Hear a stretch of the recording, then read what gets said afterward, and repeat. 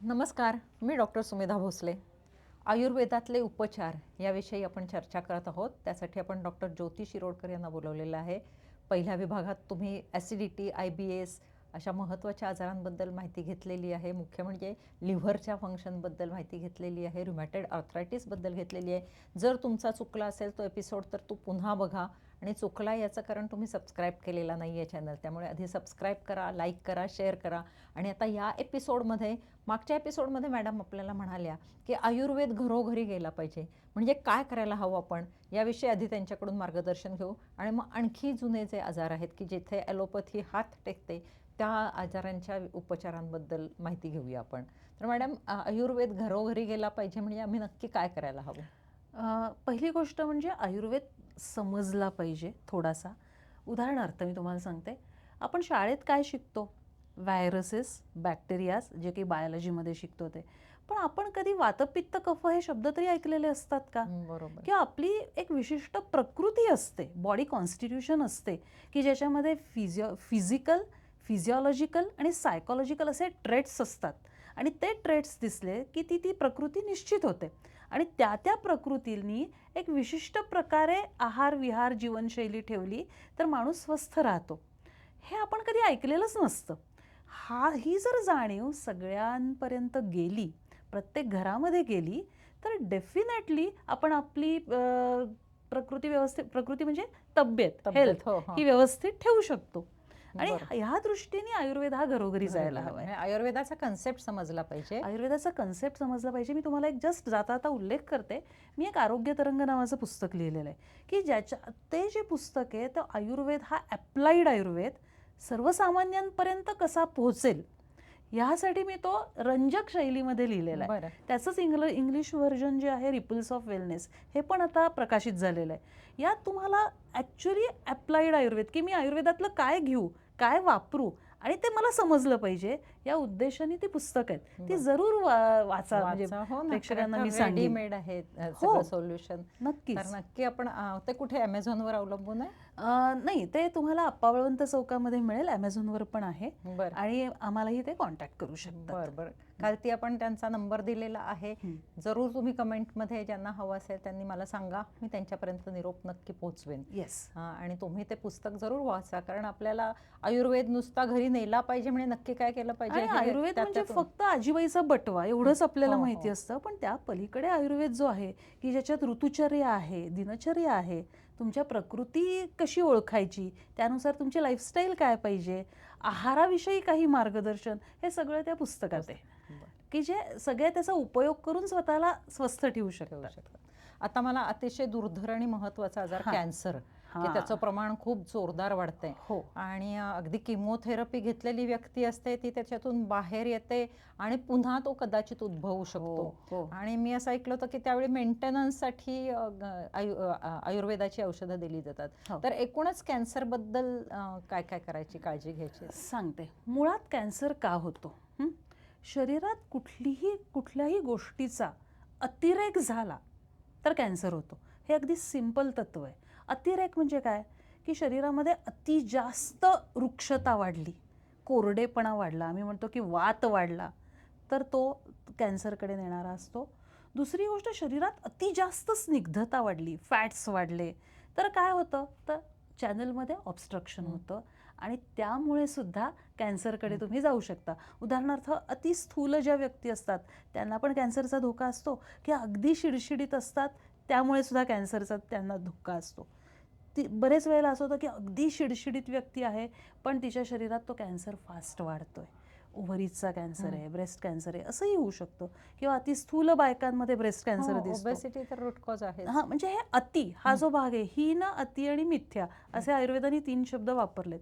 कुठल्याही गोष्टी ही टोकाला जाणारी असेल की तुम्ही कॅन्सरला बळी पडता. सगळ्यात महत्त्वाचं, इरिटंट्स जी आहेत, आता तुम्ही तंबाखू खाल्लीत, गुटखा खाल्लात किंवा कुठल्याही गोष्टीचा शरीरावर ताण जास्त आला तर ते कॅन्सर साठी कारणीभूत आहे. अगदी मानसिक ताण पण, की शेवटी जो काही मानसिक ताण येणार आहे त्याच्यामुळे तुमच्या शरीरातलं पित्त वाढणार आहे, तुमच्या शरीरातला वात वाढणार आहे आणि तुमची संप्राप्ती कॅन्सरकडे जाणार आहे. तर या छोट्या छोट्या गोष्टी आहेत. बाहेरचे काही पोल्युटंट्स जे आपल्याला माहिती आहेत ते सुद्धा काय करतात, तर लंग्समध्ये, आता फॉर एक्झाम्पल लंग कॅन्सर घ्या, खूप पोल्युशन आहे, पोल्युशनमुळे लंग कॅन्सर होतो हे सगळ्यांना माहिती आहे. पण नक्की होतं काय, की त्या पोल्युटंट्समुळे शेवटी शरीराच्या आत दाह, संरंभ म्हणजे इन्फ्लमेशन निर्माण होतं. आणि ते जेव्हा क्रॉनिक होतं किंवा अति जास्त दिवस होतं, तेव्हा मग कॅन्सरकडे वाटचाल सुरू होते. म्हणजे शरीरातली स्निग्धता कमी होणं किंवा एका विशिष्ट अवयवामधली स्निग्धता कमी होणं किंवा तिथे अति जास्त स्निग्धता वाढणं, की ज्यामुळे सगळे ऑब्स्ट्रक्शनच होते. हो. या गोष्टीमुळे कॅन्सरची सुरुवात होते. वृक्षपणा कशामुळे येतो? आता साधी गोष्ट आहे बरं का, मी तुम्हाला एकदा उदाहरण देते.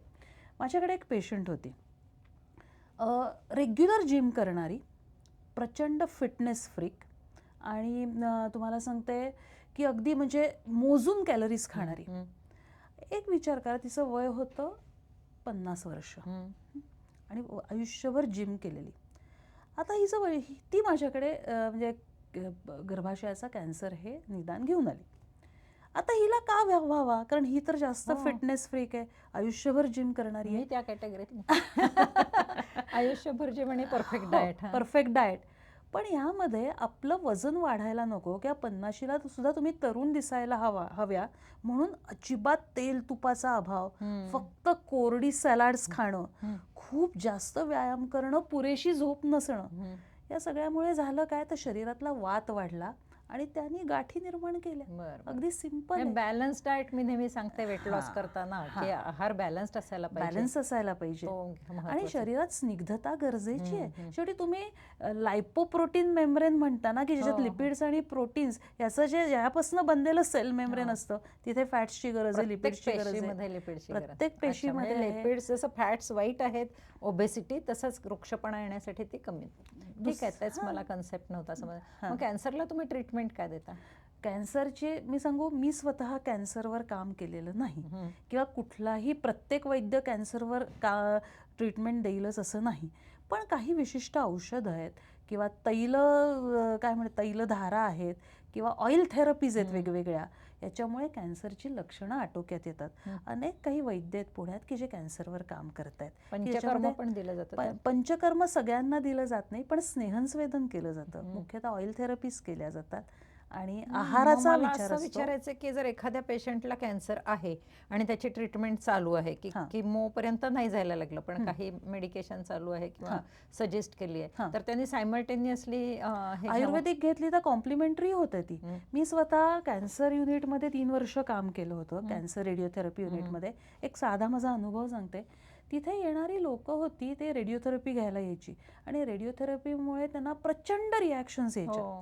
तर त्यामध्ये काही सिंपल अगदी कॉमन आयुर्वेदिक औषधांना इतका अप्रतिम रिझल्ट यायचा की जी जनरली ती सिम्पटम्स ॲलोपॅथीनी कंट्रोल व्हायची नाहीत, पण सिंपल आयुर्वेदिक औषधांनी त्यांच्यामध्ये अप्रतिम फरक पडायचा. याच्यावर मी माझा पेपर पण वाचला होता इंटरनॅशनल काँग्रेसमध्ये, की आता फॉर एक्झाम्पल गर्भाशयाचा कॅन्सर आहे, पेल्विक रेडिओथेरपी देतात, म्हणजे पोटावर रेडिएशन देतात. ते पोटावर रेडिएशन दिलं की काही दिवसांनी प्रचंड जुलाब होतात. म्हणजे पेशंट्सना 18-19 जुलाब दिवसाला होतात आणि रेडिओथेरपी थांबवायला लागते. ह्यासाठी आयुर्वेदिक साधी औषधं इतकी अप्रतिम काम करतात की परत ती फ्रिक्वेन्सी 3-4 वर येते आणि अशा 800-900 पेशंट्सना मी ती दिलेली आहे. किती महत्वाची माहिती आहे. म्हणजे जर कुणाची कॅन्सरची ट्रीटमेंट चालू असेल आणि काही त्रास होत असतील तर ते त्रास थांबवण्यासाठी आयुर्वेदाकडे सोल्युशन आहे. म्हणजे साईड इफेक्टसाठी तर आहेच आहे, पण मुळात कॅन्सरवर सुद्धा अनेक वैद्य खूप चांगलं काम करत आहेत आणि त्यांनी जरूर ती कॉम्प्लिमेंटरी ट्रीटमेंट घ्यावी त्या वैद्यांकडे जाऊन. आणि किमो चालू असेल तर त्यावेळी खूप अशी ती बाई तर किंवा पुरुष असेल ते अगदी गर्भगळीतच झालेले असतात, म्हणजे तो पुनर्जन्मच असतो, ते 3-4 महिन्यातून पुन्हा बाहेर येणं. तर त्यावेळी त्यांना काही सप्लिमेंटरी कॉम्प्लिमेंटरी गुळवेल सत्व किंवा गुडूची सारखी म्हणजे गुळवेली सारखी अप्रतिम इम्युनोमॉड्युलेटर्स आहेत की त्यावेळी ती काम करतात, स्पेशली WBC काउंट वाढायचा असेल, कारण केमोथेरपीमुळे WBC काउंट एकदम खाली हो, येतो हो. किंवा अनेकांना ताप येतो, सुपरवेनिंग इन्फेक्शन्स असतात, त्यासाठी आमची त्रिभुवन कीर्ती वगैरे सारखी औषधं अप्रतिम काम करतात.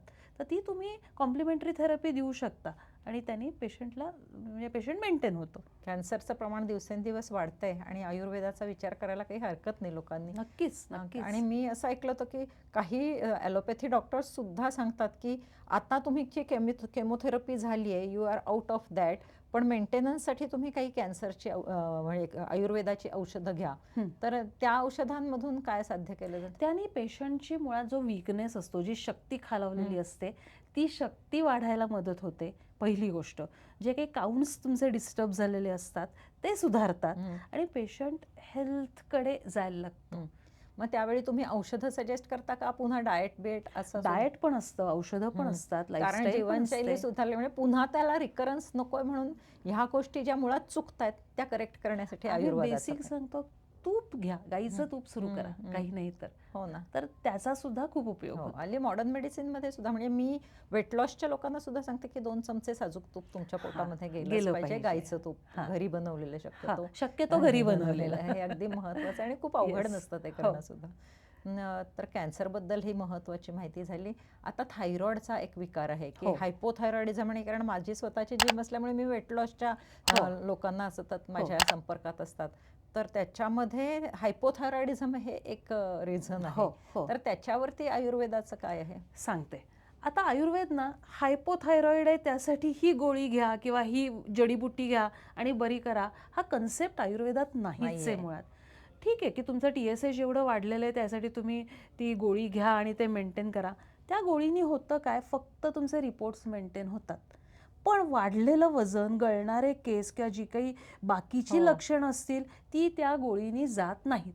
इथे आयुर्वेद कसा विचार करतो की ह्या व्यक्तीच्या थायरॉइडच्या मागे नक्की काय संप्राप्ती घडली आहे. थायरॉइड हे मे बी एक काय म्हणतात त्याला, एक्सप्रेशन असेल शरीरातल्या एखाद्या इम्बॅलन्सचं, पण तो इम्बॅलन्स काय आहे, तो पित्तामुळे झालाय का तो कफामुळे झालाय, आणि ज्याच्यामुळे थायरॉइडवर परिणाम होऊन ही लक्षणं येत आहेत, हा आयुर्वेद पहिल्यांदा विचार करेल. त्यानुसार औषध योजना करेल. म्हणजे कफामुळे इम्बॅलन्स, कफाचा इम्बॅलन्स असेल तर माझी औषध योजना वेगळी असेल, पित्ताचा इम्बॅलन्स असेल तर थायरॉइडसाठी माझी औषध योजना वेगळी असेल. एकाच वेळी 10 थायरॉइडचे पेशंट आले तर 10 लोकांचं प्रिस्क्रिप्शन वेगळं असेल. म्हणजे आयुर्वेद व्यक्तीला ट्रीट करतो, आजाराला ट्रीट करण्यापेक्षा. आणि ते वेगळं आहे, ते काय वेगळं असू शकतं त्यासाठी आयुर्वेद समजून घ्या, म्हणजे कळेल की काय का वेगळं आहे आणि कसं वेगळं आहे. पण इथं असं काही बटव्यासारखं ठेवता येईल जवळ? शक्यतो तसं करू नये, कारण कसं आहे, पाथवे वेगळा असला की औषधी ट्रीटमेंट बदलते. मग त्या व्यक्तीला त्याचा उपयोग होईलच असं नाही. म्हणून एक डिसीज एक औषध हा कन्सेप्ट आयुर्वेदात नाही. आम्ही त्या डिसीजच्या मागची जी पॅथोफिजिओलॉजी आहे ती करेक्ट करण्याचा प्रयत्न करतो. आणि कितीतरी थायरॉइडच्या केसेस आहेत की हायपोथायरॉइडच्या स्पेशली 175 mg दिवसाची गोळी असते, जो डोस असतो तो थायरोनॉम वगैरे, ते आम्ही अक्षरशः 50 आणि 25 वर आणलेले आहेत. आणि हेही सांगते की पेशंट आमच्याकडे आला की ते गोळ्या बंद कर, हे असलं बेजबाबदार विधान कुठलाही जबाबदार वैद्य करत नाही. आम्ही त्यांची पॅथोफिजिओलॉजी पाहून त्यांना औषधी योजना करतो आणि टेपर डाऊन करत आणतो डोस, आणि परत तो वाढत नाहीये ना हे बघतो. दर 6 आठवड्यांनी TSH चेक करतो आणि त्याप्रमाणे थायरॉइड ट्रीट केली जाते. ग्रेट. म्हणजे हायपरथायरॉइडिझमला पण हेच तत्व असेल ना? हायपरथायरॉइडला हेच तत्व आहे. हायपरथायरॉइडची ट्रीटमेंट पूर्ण वेगळी आहे आणि हायपरथायरॉइडच्या केसेसमध्ये पण आयुर्वेदिक चिकित्सेला अप्रतिम यश मिळतं. माझ्याकडे एक मुलगा होता, कॉलेजमधला होता, त्याला हायपरथायरॉइड होतं आणि त्यांनी दिलेल्या हिस्ट्रीनुसार तो रेडिओ आयोडीन ट्रीटमेंट घेऊन आला होता, आणि तरीही त्याची थायरॉइडची गोळी बंद झाली नव्हती. 10 mg निओमार्केझॉल तो घेत होता, आणि तरीही प्रचंड लक्षणं होती. चेहऱ्यावर फोड येत होते, वजन कमी होत होतं, ट्रेमर्स होत्या, म्हणजे आपण जे म्हणतो थायरोटॉक्सिकोसिस, त्याची लक्षणं त्याच्यामध्ये बऱ्यापैकी होती. आणि somehow he wanted to get rid of those symptoms, की ती लक्षणं कमी व्हावी आणि दुसरी गोष्ट गोळी पण कमी व्हावी अशी इच्छा होती. त्यामुळे त्याच्या आईबरोबर तो आला होता. यू वोंट बिलीव्ह, 2 वर्ष मी त्याला ट्रीटमेंट दिली, त्याचं निओमार्केझॉल पूर्ण बंद झालं. 2 वर्षांनी आयुर्वेदिक ट्रीटमेंट पूर्ण बंद झाली आज ह्या गोष्टीला 15 वर्ष तरी झाली असतील. आज त्या मुलाचं लग्न झालंय, त्याला छान मुलगी आहे अरे वा. आणि त्याला आतापर्यंत एकही गोळी लागलेली नाही. आणि कुठल्या वयामध्ये उपचार घेतले? तो कॉलेजमध्ये होता, कॉलेजमध्ये म्हणजे FY ला 20 असेल. वर्षाचा हां, असेल, हां. आज त्याचं वय तो 35शीचा आहे आज जवळजवळ. पण म्हणजे अशाही आणि अशा हायपरथायरॉइडच्या पण बऱ्याच केसेस आहेत. पण इथे सुद्धा त्या मागचं कारण शोधायला लागतं की तो ह्या स्टेजमध्ये का गेला, नक्की त्याच्या लाईफस्टाईलमध्ये, त्याच्या डाएटमध्ये किंवा इतर काही काय घडलं, का जेनेटिक आहे किंवा अजून काही ऑटो इम्युन आहे, हे सगळं बघायला लागतं आणि त्याप्रमाणे उपचार पण करायला मग लागतात. ऑटो इम्युनला तुम्ही काय सोल्युशन? आम्ही ऑटो इम्युन म्हणून विचार करत नाही. आम्ही आमच्या आयुर्वेदिक पद्धतीनुसार त्याची संप्राप्तीचा विचार करतो आणि आम्हाला माहिती असतं, आयुर्वेदाने सांगून ठेवलेलं आहे, कुठला साध्य आहे, कुठला कष्टसाध्य आहे व्याधी, कुठला असाध्य आहे, त्याचं आम्ही इव्हॅल्युएशन करतो आणि तेव्हाच आम्ही पेशंटला हात लावतो. बरं. समजा असाध्य असेल, म्हणजे हा जर बरा होणारा नसेल, तर पेशंटना स्पष्ट सांगतो, प्रयत्न करू, झाला तर ठीक आहे, नाहीतर आपण थांबू. कारण स्किनवरती रॅश येणं, बऱ्याच गोष्टी असतात आणि पण असंही बरेच वेळा आढळतं बरं का, की अरे हा असाध्य आहे म्हणून घ्यायचाच नाही. कारण असं वाटतं की हा असाध्य आहे, अशा लोकांना ट्रीट केल्यावर सरप्राइझिंगली त्या व्यक्तींना सुद्धा बरं वाटायला लागतं. पण मग सोरायसिस, स्किनवरचे रॅशेस हे पण बरे होऊ शकतात. सोरायसिसमध्ये तर एस्पेशली वमन चिकित्सा ही अप्रतिम काम करते. उलटीचं औषध घ्या, त्यांनी बऱ्यापैकी सोरायसिस आटोक्यात येतो. जर तो सोरायसिस 1 वर्षाच्या आतला असेल तर तो बरे होण्याचे चान्सेस असतात. पण आता 8-8, 10-10 वर्ष सोरायसिस घेऊन तुम्ही हिंडताय आणि मग जर अपेक्षा केली की तो पूर्ण बरं व्हावा, तर तो कष्टसाध्य ह्याच्यात जाऊ शकतो किंवा त्याचा रिकरन्स पण होऊ शकतो. कुठल्याही अशा आजारांमध्ये खरं तर महत्वाचं आहे की ताबडतोब वैद्यकीय सल्ला घेणं आणि इंटिग्रेटिव्ह ट्रीटमेंट करणं. बरोबर. म्हणजे फक्त ॲलोपॅथी आहे काय, ॲलोपॅथी नका करू, अनेक मार्ग आहेत, ते पण तुम्ही टॅप करा. होत नाही म्हणून इकडे वळायचं असं करू नका की काय आहे याच्यासाठी, कुठे काय अवेलेबल आहे. तुम्हाला आयुर्वेद एक दिशा देईल. ॲलोपॅथी तुम्हाला जर खूप जास्त सिव्हिअर झालं असेल तर तिथल्या तिथे कमी करेल, पण यातनं बाहेर कसं पडायचं हा मार्ग आयुर्वेद तुम्हाला देईल. तुमची जीवनशैली, तुमचं आम्ल, पित्त, कफ ह्यावरतीच सगळं बेस आहे असं माझ्या हळूहळू लक्षात येते. येस. अजून एक महत्वाचा आजार म्हणजे खोकला, मी जो म्हटलं ते की सहज सर्दी होते, ताप येतो, घरच्या घरी आपण क्रोसिन घेतो, कधी कधी त्रिशूनही घेतो आपण, कारण सिट्रिझिन घेण्यापेक्षा त्रिशून बरं म्हणून. सर्दी बरी होते, ताप बरा होतो, पण खोकला काही केल्या जात नाही. बरोबर. म्हणजे अगदी अँटीबायोटिक घेऊन झाल्यानंतर त्याचे कोर्सेस झाल्यावरती सुद्धा. तर त्याचं कारण काय पहिली गोष्ट, आणि आयुर्वेदाचा म्हणजे या दृष्टीने काय सांगते. खोकल्याकडे किंवा सर्दी खोकल्याकडे व्हायरल इन्फेक्शन किंवा कुठलं तरी इन्फेक्शन म्हणून ॲलोपॅथी पाहते. त्यावेळी ताप असतो, थोडा हे असतं, नाक गळत असतं, अगदी अंगदुखी असते, त्यामुळे अँटीबायोटिक्स घेतली जातात. अँटीबायोटिक घेतलं की 50% पेशंटला बरं वाटतं, की म्हणजे चला आज मला त्रास होता, मी एक ॲझिथ्रोमायसिन घेतली, उद्या मी ऑफिसला गेलो.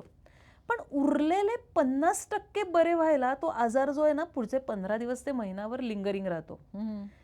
हे जर तुम्ही पहिल्यापासून आयुर्वेदिक ट्रीटमेंट घेतली तर तुम्हाला 1 ते 2 दिवस ताप उतरायला लागतील, पण 4थ्या दिवशी तुम्ही टकाटक होता. हा माझा प्रॅक्टिसमधला अनुभव आहे. त्यामुळे मी म्हणते की एखाद दिवस ताप आला तर घ्या ना सुट्टी, घ्या ना विश्रांती, येऊन जाऊ दे ताप. शेवटी ताप काय येतो तर ती आपल्या शरीरातली डिफेन्स मेकॅनिझम आहे. जे काही इन्फेक्शन झालेलं आहे ते कंटेन करण्यासाठी शरीर टेम्परेचर वाढवतं. हां, पण जरा 100 डिग्री ताप आला की घ्या क्रोसिन आणि त्याला खाली आणा, की तुम्ही तुमचाच आजार पुढचे 15 दिवस ते महिनाभर लांबवताय. पण मग क्रोसिनच्या वेळी त्यावेळी त्रिभुवन कीर्ती घ्यावी. त्यावेळी त्रिभुवन कीर्ती घ्या, त्यावेळी तुम्ही पाण्याचा काढा घ्या. 1 लिटर पाणी उकळून पाव लिटर उरेल किंवा अर्धा लिटर उरेल एवढं आटवा, ते पाणी सिप बाय सिप घ्या. सतत गरम पाणी घ्या, तुमचा ताप त्याने सुद्धा बऱ्याच वेळेला कमी होतो. बरं. दुसरी काढा ही नवीन संकल्पना. पाणी आटवून निम्म उरवणं किंवा 1/4 उरवणं, याला मी पाण्याचा काढा म्हणतो. ते जर तुम्ही थोडं थोडं थोडं थोडं घेतलं किंवा गरम पाणी जरी सतत प्यायलं तरी घाम येतो, ताप उतरायला मदत होते.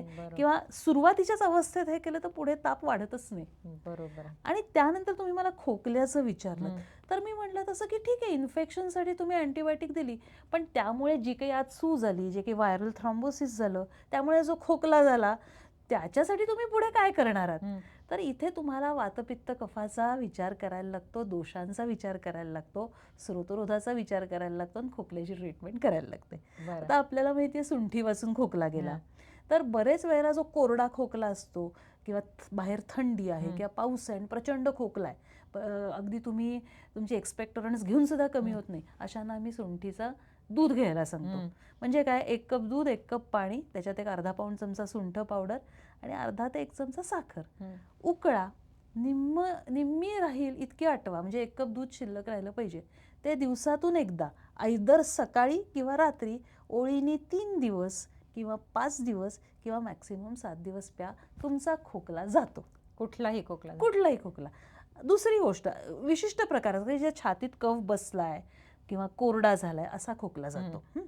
जर तुम्हाला आडवं झालात तुम्ही आणि आडवं झाल्यावरच काहींना खोकला असतो आणि तो कित्येक दिवस चालू असतो, तुम्हाला माहिती आहे इथे उत्तम औषध म्हणजे हळद आहे. बरं. हळद गुळाची गोळी तोंडात धरा, दिवसातनं 3 ते 4 वेळा धरा, हा खोकलाही जातो. तर असा खोकल्याच्या मागे काय नक्की आहे? युव्हिलायटिस आहे का, तुमच्या छातीत खोकला आहे, छातीत कफ आहे, फॅरिंजायटिस आहे, त्याप्रमाणे का पोस्टनेझल ड्रीप आहे त्यामुळे खोकला आहे, याच्यावर तुमची खोकल्याची पण ट्रीटमेंट बदलते. आणि यू वोंट बिलीव्ह, मॅक्झिमम खोकले हे घरातल्या औषधांनी कमी होतात. अरे वा. त्यासाठी कफ सिरप घ्यायची गरज नाही. रिस्ट्रिक्शन ही नाहीये म्हणजे अवघड की हळद आणि मध घ्यायला. मटार एवढी हळद गुळाची गोळी तोंडात धरली तर तुमचं जे काही पडजीप वाढल्यामुळे खोकला येतो तो कमी होतो. आणि त्याचा अपाय नाहीये, म्हणजे औषधासारखं नाहीये ते. नाही, असं समजू नका. आता मी तुम्हाला 3 वेळा ते 4 वेळा हळद गुळाची गोळी घ्यायला सांगितली, आता बरं वाटतंय म्हणून 7-8 वेळा घेतली तर तोंड येणार आहे तुमचं, उष्णता वाढणार, म्हणजे तीही लिमिटेड याच्यात घ्यायला. किंवा हल्ली त्या सुंठवटीच्या गोळ्या मिळतात आणि बऱ्याच लोकांच्या घरी त्या ठेवलेल्या असतात. मला मध्ये खोकला झाला होता, मी एकांकडे गेले तर त्यांनी माझ्या हातावर त्या 4 गोळ्या ठेवल्या. लोक अशा स्वतःच्या मनात, ते बरोबर आहे का? कारण कंठील आहे, कंठसुधारक वटी आहे, वर्षानुवर्ष ही औषधं लोक वापरतात, चालतं वापरलं काही हरकत नाही. जसं सुच्छेकराची मात्रा ही कुठल्याही आजीबाईच्या बटव्यात किंवा कनवटीला असायची की जरा काही झालं, पित्त आहे ना, डोकं दुखतंय ना, चल सुच्छेकराची मात्रा उगाळली, चाट, लगेच कमी झालं. तर ही वर्षानुवर्ष पिढ्यानपिढ्या प्रूव्हन औषध आहेत. इथे आपण आजीबाईंचा बटवा सांगू शकतो की याच्यामध्ये सुंठची गोळी ठेवायला हरकत नाही, कंठनील, सुच्छेकराची मात्रा आहे, सुंठ आहे, हळद आहे, तुम्हाला सांगते लवंग आहे, मिरे आहेत, किंवा आता लहान बाळ घरात असेल तर अतिविष आहे, कितीतरी गोष्टी आहेत अशा. अतिविष म्हणजे अतिविष ही वनस्पती आहे, मुळी आहे ती. लहान मुलांना जी काही जुलाब वगैरे होतात किंवा त्याच्यामुळे काही ताप वगैरे येतो, ती अतिविषाची हे मुळी उगाळली आणि चाटवली की बरं वाटतं. तर अशा मुळ्या अशा आजीबाईंजवळ असायच्या. म्हणजे ह्या मॅडम जे सांगतात की हे छोटे छोटे बटवे, ते तर तुम्ही घरी वापरू शकता, पण माहिती पाहिजे पूर्ण. एकतर म्हणजे त्या वनस्पतीची माहिती पाहिजे, ती तुम्हाला ओळखता आली पाहिजे, नाही तर दुकानदारांनी वेगळंच काहीतरी दिलं असं व्हायला नको. आणि दुसरं, ती कधी वापरायची, कशी वापरायची याची पूर्ण माहिती पाहिजे असायला पाहिजे. ते माहिती काय झालं, हे ज्ञान लुप्त झालं मध्यंतरीच्या काळात. त्यामुळे आजीबाईचा बटव्याचा काही उपयोग खरंच होतो का असा प्रश्न लोकांना पडायला लागला. पण त्याच आजीबाईच्या बटव्यांनी शतकं आपले आजार बरे केलेले, हे विसरून चालणार नाही. अस्थमा यातलाच एक प्रकार आहे. हो, अस्थमा विषयी काय? अस्थमाचं अतिशय उत्तम वर्णन उपचारांसकट आयुर्वेदीय ग्रंथांमध्ये आहे. आम्ही त्याला तमक श्वास म्हणतो. आणि तो कशामुळे होतो त्याची विशिष्ट संप्राप्ती सांगितली आहे की वायू प्रतिलोम होतो आणि त्याप्रमाणे जी काही लक्षणं येतात ती. ॲस्थमासाठी आयुर्वेदिक चिकित्सा अप्रतिम आहे. अनेकांना त्याच्यापासून पूर्ण सुटका मिळते आणि तुमची इन्हेलर्स बंद होतात. आता इन्हेलर्स काय करतात, ब्रॉन्कोडायलेटर्स आहेत, त्याच्यामुळे तुमच्या श्वासनलिका आहेत त्या प्रसरण पावतात आणि त्यामुळे जे काही ब्रेथलेसनेस असतो, श्वास घ्यायला त्रास होतो, तो कमी होतो. पण त्यामुळे होतं काय, त्या श्वासनलिकांमध्ये सतत इन्हेलर्स वापरून कोरडेपणा निर्माण होतो, ज्याला आम्ही म्हणतो रुक्षता येते. आणि त्यामुळे it adds to the problem in the long run. जेव्हा तुम्ही म्हणता अस्थमा आहे, आम्ही याला श्वासव्याधी असं म्हणतो, शेवटी लंग्स काय किंवा ही अहर्निश चालणारी यंत्र आहेत. त्याला काय पाहिजे, मर्सिडीज तुम्ही जर खाली उभी केली आणि त्याला जर तुम्ही ऑइलिंग केलं नाही तर ती पण गंजणार आहे. बरोबर आहे. तसंच हे जे जन्मापासून मृत्यूपर्यंत चालणारं यंत्र आहे, त्याला स्निग्धतेची गरज आहे, त्याला तेल तुपाशिवाय पर्याय नाही. नुसते तुम्ही ते इनहेलर्स घेऊन त्याला कोरडं करताय आणि तुमच्या प्रॉब्लेममध्ये अजून वाढ करताय. आयुर्वेदीय वैद्यांकडे जा आणि प्रॉपर ट्रीटमेंट घ्या. तिथे स्निग्धता निर्माण करा. त्याची प्रॉपर ट्रीटमेंट आहे आणि त्याप्रमाणे अस्थमा हा अनेकांचा बरा होतो. हो, कारण अस्थमा म्हणजे जेव्हा अटॅक येतो तेव्हा तो रुग्ण आयसीयू भयंकर मध्येच असतो. त्याला हो, ऍडमिट करायला लागतं. त्यामुळे जर त्याच्यामध्ये आधीपासूनच गेलं असेल तर ते टाळू शकतं. टाळू तुम्ही जसं शकतो म्हणालात आपण. की तिथपर्यंत जायची वेळ येणार नाही हां. आयुर्वेदाकडे त्यासाठी आला तर. आयुर्वेदाकडे या की हं. तुम्हाला तिथे जाण्यापासूनच आयुर्वेद थोपवेल. आता आणखी एक महत्वाचं म्हणजे सध्या मानसिक विकारांचं प्रमाण प्रचंड हो. वाढलेलं आहे. म्हणजे खरंय. काल मध्ये आमचा एक पॉडकास्ट झाला, तो आता होईलच लवकर प्रकाशित. त्याच्यामध्ये सांगितलं त्यांनी 20 ते 25% मुलांमध्ये मानसिक विकार आहेत. हो. तर मग त्या मानसिक विकारांसाठी आयुर्वेद कसं काम करतो? खूप छान प्रश्न विचारलात हा. आयुर्वेदाने रोगाचे 2 प्रकार केलेत, शारीर आणि मानस. म्हणजे मानस म्हणजे मनोरोग आणि शारीर म्हणजे शारीर रोग. पण त्यांनी असं सांगितलंय शारीर रोगामुळे मानस रोग होतात आणि मानस रोगामुळे शारीर रोग होतात. आता साधी गोष्ट आहे, आपण जो आहार खातो त्याचा मनावर परिणाम होतो की नाही? काय वाटतं तुम्हाला? होतो ना.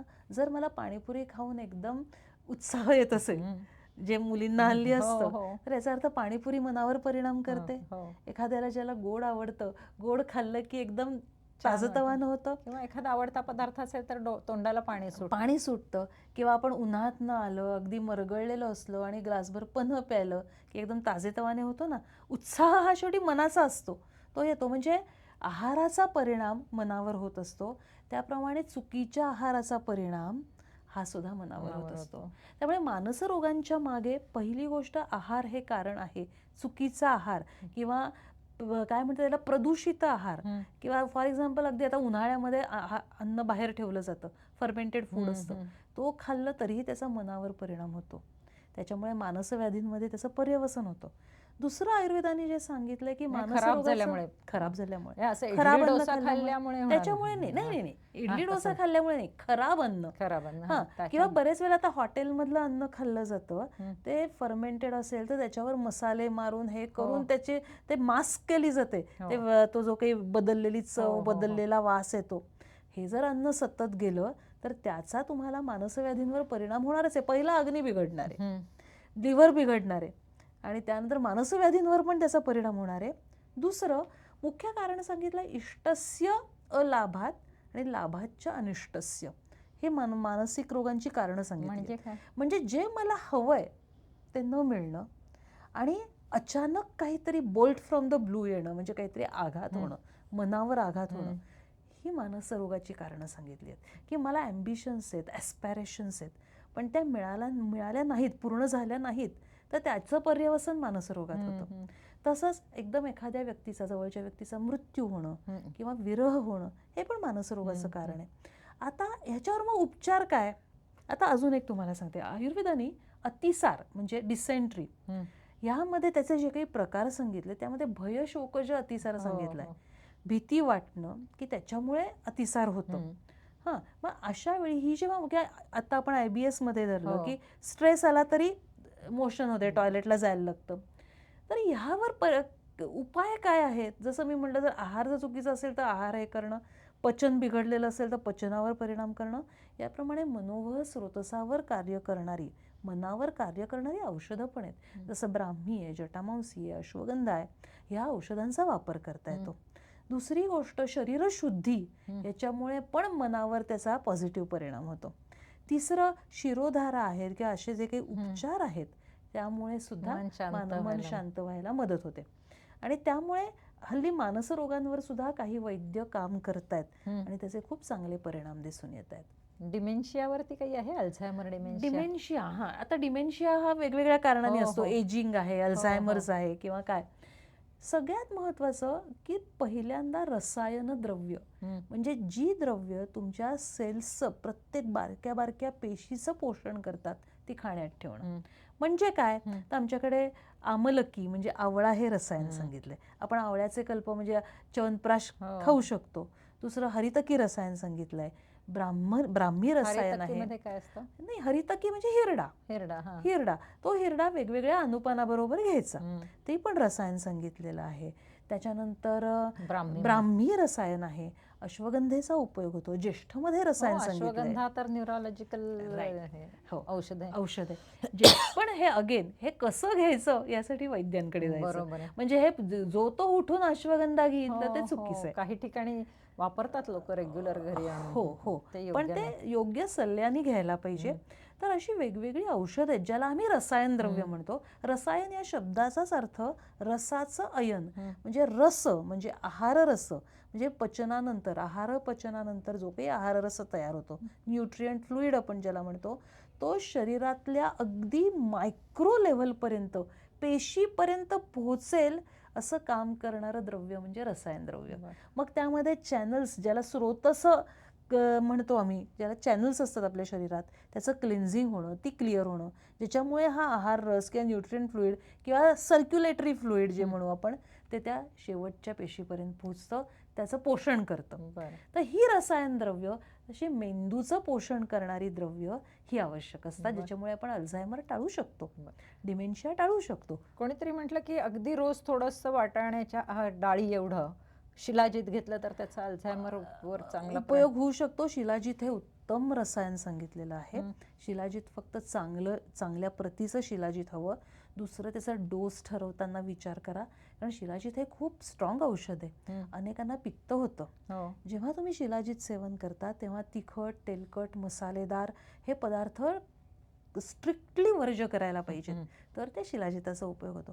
अन्यथा शिलाजीत हे अप्रतिम रसायन आहे. बरं, अप्रतिम कारण रसायन. लोक म्हणतात मग बाकीच्या कुठल्या सप्लिमेंट्स नाही घेतलं आणि एवढंच शिलाजीत घेतलं तरी खूप नाही, हे चुकीचं आहे. सप्लिमेंट्स म्हणजे शिलाजीत नव्हे. शिलाजीत हे सप्लिमेंट नाहीये. म्हणजे शिलाजीत हे सप्लिमेंट्सना शेवटच्या पेशीपर्यंत पोचवण्यासाठी उपयोगी ठरणारा कॅटलिस्ट आहे किंवा ते वाहक आहे असं पण म्हणू. कारण दुसरं मी असं ऐकलं होतं की शिलाजीत जर थोडंसं घेतलं तर तुमची ऍक्टिव्हिटी लेव्हल किंवा वाढते ना, कारण रस पोषण तेवढ्या पेशींपर्यंत पोचतं ना. शिलाजीत चॅनल्स क्लिअर करतं. पण जर तुम्हाला कॅल्शियम हवं असेल तर शिलाजीत काही कॅल्शियम तुम्हाला देणार नाही, पण कॅल्शियम शेवटच्या पेशीपर्यंत पोहोचेल ह्याची व्यवस्था शिलाजीत करतं. छान आहार आहे, त्याचं युटिलायझेशन करण्याचं काम शिलाजीत करतं, ते पोचवण्याचं काम शिलाजीत करतं. खूप ही महत्त्वाची माहिती आहे. मुख्य म्हणजे आत्ता तर मला हा कन्सेप्ट नवीन आहे की तुमच्या आहारामुळे मानसिक आजार होतात. असं वाटत होतं की स्ट्रेस, टेन्शन, अमुक तमुक याच्यामुळे होतात, तर त्याचा उद्गम तुमच्या पुन्हा आहारामध्येच आहे, पचनात असतो. शेवटी तुम्ही जाठराग्नी किंवा कायाग्नीला सोडून कशाचाही विचार करू शकत नाही. पचनाशी येऊन थांबतात गोष्टी. आता सगळ्यात माझा शेवटचा टॉपिक होता तो म्हणजे अतिशय कॉमन आढळणारा डायबेटीस. हो, तर डायबेटीसवर आयुर्वेद कसं काम करतं, स्पेशली डायबेटिक फूड जो आहे त्याच्यावरती हे सांगते. आता डायबिटीसवर ना सध्या जिकडे तिकडे प्रचंड सगळे बोलत असतात, पण मला आयुर्वेदाच्या दृष्टीने डायबिटीसबद्दल बोलायला आवडेल. मुळात आयुर्वेदातला प्रमेह हा जो कन्सेप्ट आहे, म्हणजे प्रमेह याचा अर्थ डायबिटीस, आयुर्वेदात त्याला प्रमेह म्हणलं जातं. त्याचा विचार खूप वेगळ्या पद्धतीने आयुर्वेदाने केलेला आहे. उदाहरणार्थ सांगते, आपण डायबिटीस म्हटल्यावर इन्शुलिन, शुगर एवढ्या भोवती असतो, पण मुळात इन्शुलिन रेझिस्टन्स निर्माण होणं, शुगर वाढणं आणि त्यामुळे बाकीच्या घटना होणं, केवळ इन्शुलिन एवढंच पुरेसं नाही आहे. त्याच्यामागे प्रचंड मोठी यंत्रणा आहे जी डायबिटीस होण्यामागे असते किंवा डायबिटीस कॉम्प्लिकेशन्सच्या मागे असते. सोपं उदाहरण सांगते मी तुम्हाला. आपण काय म्हणतो की इन्शुलिन रेझिस्टन्स झाला किंवा इन्शुलिन डेफिशियन्सी झाली तर शुगर वाढते. आयुर्वेद काय सांगतो माहिती आहे प्रमेहाचं कारण? मेदधातूमध्ये विकृती निर्माण झाली की डायबिटीस होतो. मेदधातू म्हणजे बॉडी फॅट्स. बॉडी फॅट्सचं वेअर अँड टेअर, जनरेशन या सगळ्याची एक सिस्टीम आहे, त्याला आम्ही मेदोवह स्रोतस म्हणतो. आणि त्याच्यामुळे त्या मेदधातूचं सगळं ते नियमन होत असतं. त्याच्यामध्ये जेव्हा विकृती निर्माण होते तेव्हा तुमची वाटचाल डायबिटीसकडे होते. आता उदाहरणार्थ आपल्याला माहिती आहे, आतापर्यंत आपण जाड माणसांना डायबिटीस होतो, जाड माणसांना होतो हे आपण म्हणायचो. आता नॉन ओबेस टाईप 2 पण आपण म्हणतो. टाईप 1 तर वेगळाच येतो. पण आयुर्वेदाने हा नॉन ओबेस टाईप 2 आणि ओबेस टाईप 2, तर टाईप 2 मी म्हणणार नाही, पण ओबेस आणि नॉन ओबेस लोकांना होणारा डायबिटीस सुश्रुतांनी इसवी सन पूर्व 1000 साली वर्णन केलेलं आहे. बापरे. हां. त्याचं कारण सांगितलंय मेदधातूची दृष्टी, हां. मांसधातूची दृष्टी, आणि त्यामुळे ती सगळी प्रक्रिया घडते. मग चिकित्सा ही काय असणार आहे, तर ही दृष्टी कमी करण्यापलीकडे असणार आहे. ठीक आहे, तुम्ही एक डायबिटीसची गोळी घेतलीत आणि शुगर खाली आणलीत, पण याचा अर्थ डायबिटीस बरा झाला असं होत नाही ना. मग हा मुळात ही शुगर का वाढतीये, त्याच्यामागे इन्सुलिन रेझिस्टन्स हे कारण आहे. पण इन्सुलिन रेझिस्टन्स तरी का निर्माण झाला, याची सगळी जी काही संप्राप्ती आहे ही आयुर्वेद सांगतो.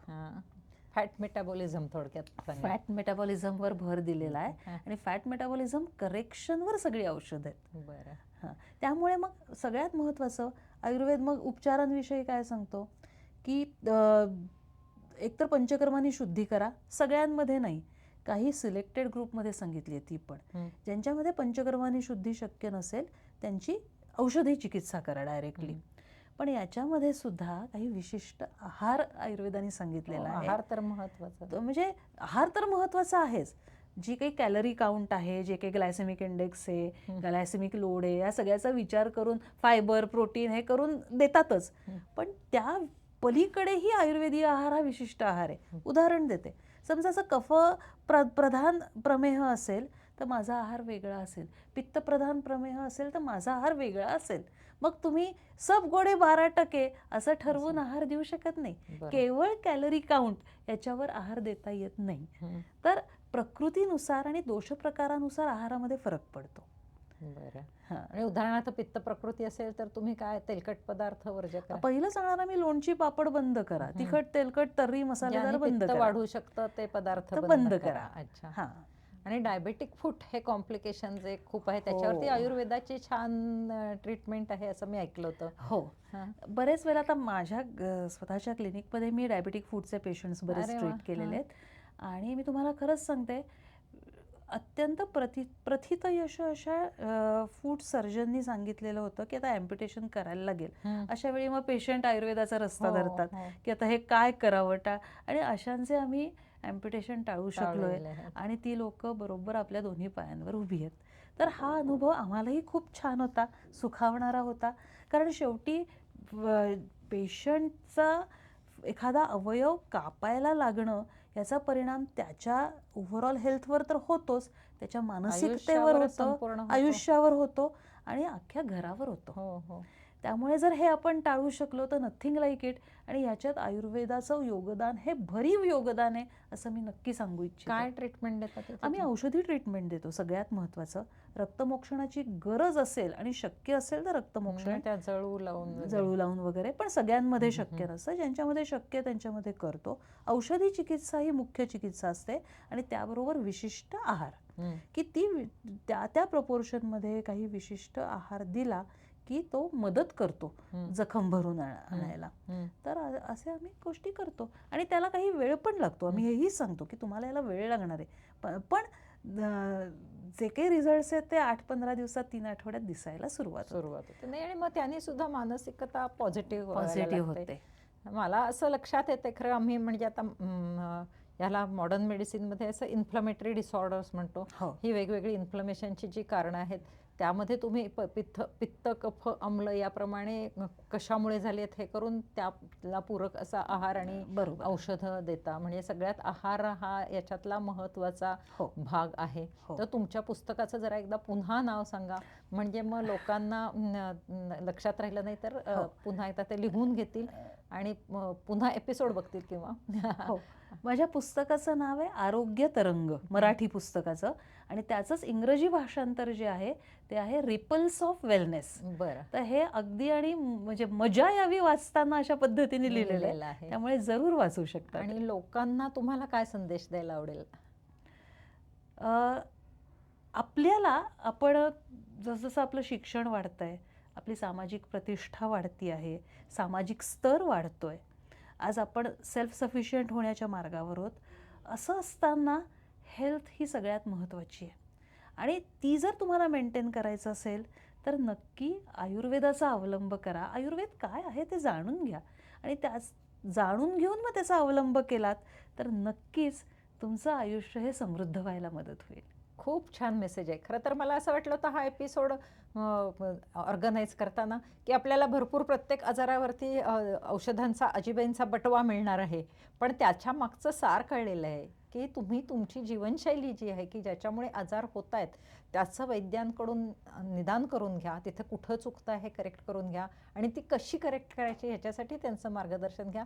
म्हणजे मुळातच जर तुम्ही कारणावरच घाव घातला, तर ऑटोमॅटिकली पुढचे आजार होणारच नाहीत. तर अशी खूप महत्त्वाची माहिती आपल्याला आज मॅडमने दिलेली आहे. मला एकच छोटं सांगायचं आहे, आहाराचा विषय निघाला म्हणून. 2009 साली मला DSTची यंग विमेन सायंटिस्ट फेलोशिप मिळाली. अरे वा. आणि ती याच्यासाठीच मिळाली की मी वैद्य आहे, शेवटी मी हो. आयुर्वेदिक डॉक्टर आहे. तर diabetes, obesity, heart problems, PCOS हे डायबिटीजशी रिलेटेड किंवा इन्शुलिन रेझिस्टन्सशी रिलेटेड जे आजार आहेत, तर त्याच्यासाठी काही फूड सप्लिमेंट्स डेव्हलप करायचे आयुर्वेदा बेस्ड. हो हो आणि ते आम्ही तयार केले आणि त्याच्या क्लिनिकल ट्रायल्स घेतल्या, न्यूट्रिशनल ॲनालिसिस केलं, त्याचा ग्लायसेमिक इंडेक्स स्टडी हेल्दी व्हॉलंटियर्सवर केला, त्याचं शेल्फ लाईफ स्टडी केलं आणि हे सगळं करून आता आम्हाला त्याची पेटंट्स मिळालेली आहेत. 3 पेटंट्स आहेत जवळजवळ. तर आम्ही ती तयार केली उत्पादनं, त्याच्या क्लिनिकल ट्रायल्स घेतल्या डायबिटिक पेशंट्सवर आणि त्यांनी जे रिझल्ट्स आले त्याच्यावर आम्हाला DST एक्सपर्ट्सनी सांगितलं की मॅडम आता हे एवढं सगळं केलं आहे ते समाजाकडे घेऊन जा. आणि म्हणून आम्ही त्या प्रॉडक्ट्सचे आम्ही मॅन्युफॅक्चरिंग सुरू केलं आहे. तर त्याचं ब्लूमार्क असं त्याचं नाव आहे. तर त्या ब्लूमार्क ह्या ब्रँडखाली ते सध्या प्रॉडक्ट्स अवेलेबल आहेत. ज्यांना जे इच्छुक आहेत त्यांनी त्याचा अवश्य लाभ मी घ्यावा. तुम्हाला हा प्रश्न विचारणारच होते आणि मला इथे तुम्हाला विनंती करायची की मला तुम्ही त्याचे फोटो पाठवा, म्हणजे मी हा आपल्या व्हिडिओमध्ये पेस्ट नक्की, करते. नक्की. म्हणजे एक व्हिज्युअल त्याचं हे हो, राहणार होतं. नक्की, अगदी नक्की. करूया. त्यामुळे आपण हा रेडीमेड म्हणजे थोडक्यात हे इन्स्टंटच्या अँटी दृष्टीने. डायबेटिक फूड हो, मिळालंय. हो. डायबेटिकवरती आपल्याला नेहमी घरी नको त्या गोष्टी इन्स्टंट आणल्या जातात. हो. त्याच्यापेक्षा योग्य गोष्टी जर आपण नक्कीच, इन्स्टंट नक्कीच. वापरल्या तर आपल्याला तो इझी टू फॉलो असा डाएट हो. मिळणार आहे. मॅडमचे आपण पुन्हा एकदा आभार मानूया आणि तुम्ही इथं आलात, एवढा वेळ दिलात आणि इतकी महत्त्वाची माहिती सांगितलीत. लोकांना नक्की त्याचा खूप फायदा होणार आहे. My तुम्हाला पुन्हा मला रिक्वेस्ट करायची आहे, एवढी महत्त्वाची माहिती फक्त स्वतःपुरती ठेवू नका, जास्तीत जास्त. कारण आयुर्वेदाचा प्रचार हे सुद्धा आपण एक मिशन घेऊया आणि आपण जास्तीत जास्त लोकांपर्यंत ही माहिती पोहोचण्यासाठी व्हिडिओ शेअर करूया. चॅनल सबस्क्राईब करा, कारण असे अनेक उपयुक्त आपण व्हिडिओज घेऊन तुमच्यापर्यंत येणार आहोत. आणि शेअर करा. धन्यवाद.